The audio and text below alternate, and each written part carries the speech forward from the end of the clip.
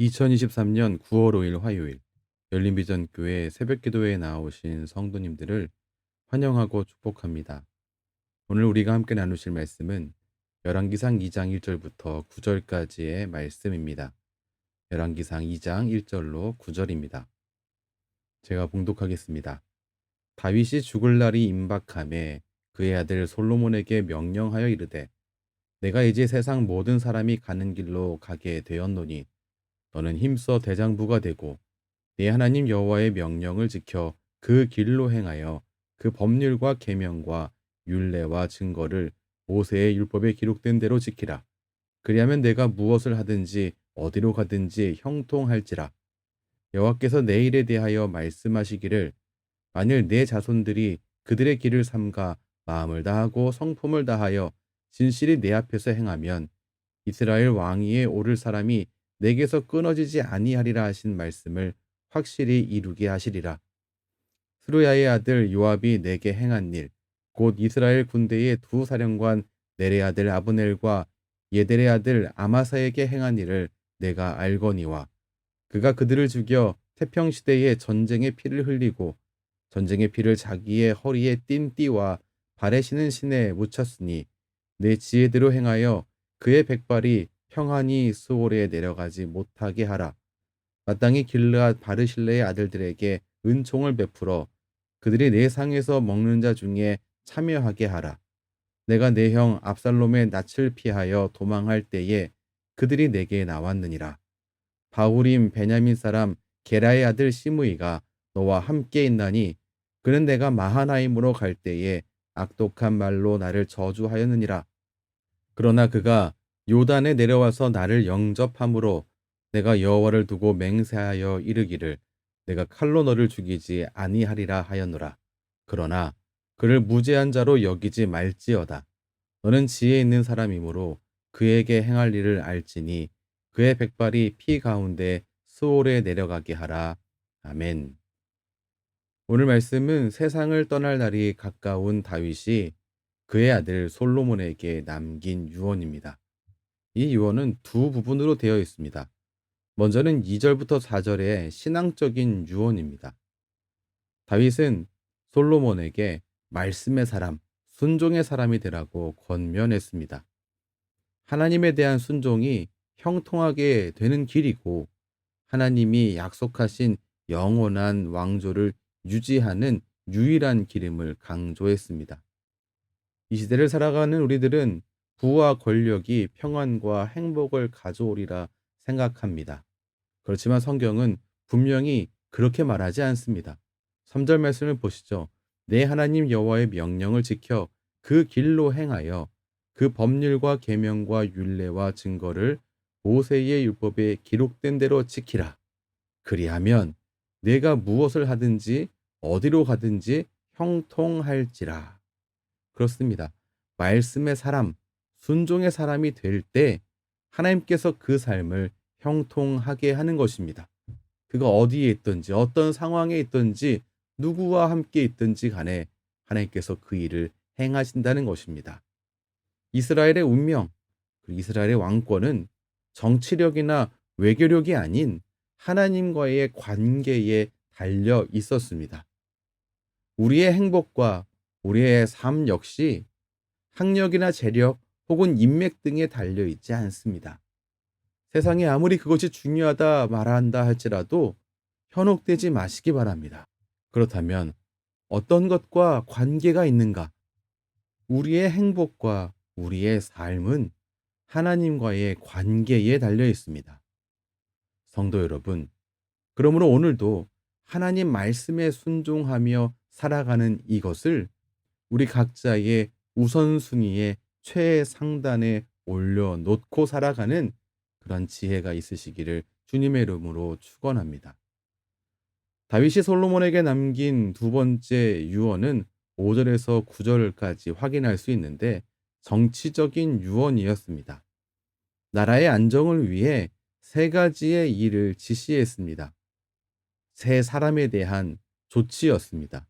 요압과 바르실레의 아들들과 시므이에 대한 특별한 조치였는데 이 중 요압과 시므이에 대한 조치는 좀 이해하기 어려운 부분이 있습니다. 먼저 5절부터 6절까지 나와 있는 요압을 처리하는 이 부분에 대해서 다윗은 평생을 바쳐서 그를 섬겨왔던 요압을 처리하라고 지시합니다. 6절 보시죠. 그의 백발이 평안히 스올에 내려가지 못하게 하라. 그를 제거하라는 것입니다. 분명히 요압은 솔로몬의 왕권이 자리 잡는데 큰 위험 요소이며 위험 요소인 것이 분명합니다. 하지만 방금 신앙적인 유언을 하면서 다윗은 말씀의 사람, 순종의 사람이 될 때 하나님께서 일하신다고 말했었는데 이거 뭔가 앞뒤가 안 맞는 것 같습니다. 이런 모습은 8절에서 9절에 나타나 있는 시므이에 대한 조치에서도 드러납니다. 그를 저주했던, 다윗을 저주했던 시므이에게 다윗은 여호와의 이름으로 맹세했습니다. 8절 말씀 보시죠. 내가 칼로 너를 죽이지 아니하리라. 하지만 이 맹세는 사라지고 솔로몬에게 보복을 요구합니다. 9절 말씀 보시죠. 그러나 그의 백발이 피 가운데 스올에 내려가게 하라. 그를 제거하라는 겁니다. 이 모습은 우리가 알고 있는 다윗의 모습하고 좀 많이 다른 것 같습니다. 그래서 어떤 학자들은 사실 다윗은 시므이를 마음으로 용서한 적이 없었던 것이다. 이렇게 말하기도 하고요. 또 다른 학자는 반다윗 세력이었던 시므이를 제거하는 것을 통해서 앞으로 다윗 왕조를 비방하려는 사람들에게 강력한 경고를 한 것이다. 이렇게 말하기도 했습니다. 그러나 우리가 놓치지 말아야 할 것, 이 정치적인 유언과 관련해서 놓치지 말아야 할 것이 있습니다. 분명 다윗은 위대한 왕이며 우리가 따라가야 할 신앙의 모범을 보여준 신앙의 선배인 것이 분명합니다. 예수님을 많이 떠오르게 하는 그런 구약의 인물인 것도 맞습니다. 하지만 다윗이 예수님은 아닙니다. 성경에 우리 주님이 어떤 분이라고 기록되어 있습니까? 히브리서 4장 15절 보면 우리와 똑같이 시험을 받으신 이로되 죄는 없으시다라고 말씀하고 있습니다. 그와 반면에 다윗은 어떤 사람이겠습니까? 우리와 똑같이 죄의 영향 가운데 있으면서 연약한 선택들을 해 나갔던 사람입니다. 그러므로 이 다윗에게 있어서 보여지는 뭔가 의아하다라고 느껴지는 이 부분들에 의해서 우리가 그렇게 당황하거나 놀랄 필요가 없습니다. 오히려 우리는 오늘 이 말씀을 통하여서 말씀에 온전하게 순종하며 살아간다는 게 얼마나 어려운 일인가를 봐야 합니다. 특별히 사람과의 관계 속에서 하나님의 말씀에 순종하면서 온전히 살아간다. 이건 더욱더 어려운 일이 분명합니다. 그래서 시편 기자는 나를 도우소서 이렇게 고백하며 하루를 채워갔습니다. 우리 역시 우리의 매일의 삶 속에서 주님 나를 도와주옵소서. 주의 말씀을 알지만 말씀대로 살아갈 수 있는 능력이 도대체 없습니다. 고백하며 나아감이 마땅합니다. 두 번째 다윗과 관련해서 우리는 우리의 연약함과 실수에도 불구하고 하나님의 계획은 결코 틀어지지 않는다라고 하는 사실에 감사와 찬양을 하나님께 돌림이 마땅합니다.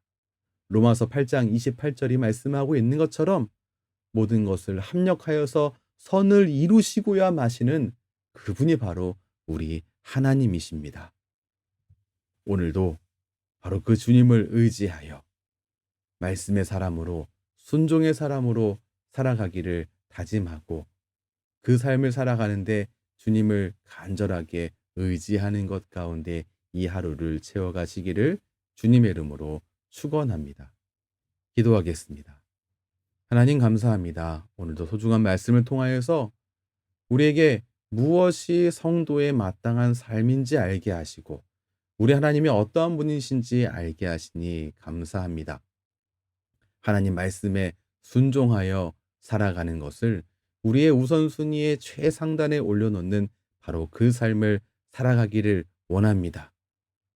다윗이 솔로몬에게 말씀의 사람이 되라, 순종의 사람이 되라라고 말했던 것처럼, 이 소중한 신앙을 넘겨주었던 것처럼 우리 역시 그 삶 가운데 오늘 하루를 살아갈 수 있도록 인도해 주시옵소서. 그러나 주님, 우리는 참으로 죄의 영향 가운데 있는 부족하고 연약함으로 가득 차 있는 인생입니다. 주님, 주의 말씀대로 살아가는 것이 너무나 어렵습니다. 우리의 모든 만나는 삶의 현장 속에서 주님 자녀답게 살아감을 놓치지 않도록 주여 우리를 도와주시고 불쌍히 여겨 주시옵소서. 주님의 말씀을 삶의 등불로 삼고 그 말씀을 따라 곧고 바른 길로 걸어가는 지혜로 오늘도 주님 인도해 주시옵소서. 예수님 이름으로 기도합니다. 아멘.